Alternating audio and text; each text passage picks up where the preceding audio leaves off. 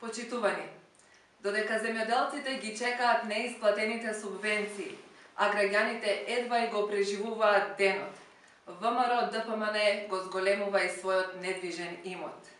Минатиот месец, според наши сознанија, партијата на премиерот Никола Груевски купила дуќан во центарот на Струмица за 50.000 евра за вршење партиски активности.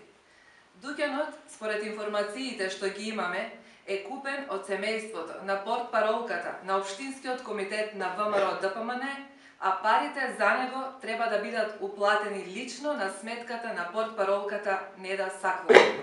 Јавно ги прашуваме ВМРО ДПМН: од каде пари за купување недвижен имот во услови кога не покриваат заостанати обврски, како на пример дупката од околу 3 милиони евра за изборната кампања?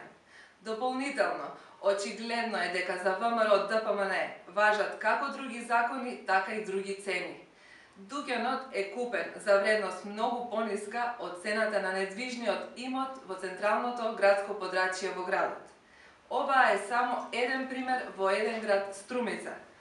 Колку вакви примери има во цела Македонија? Дволичноста на Груевски и ВМРО ДПМН немаат крај.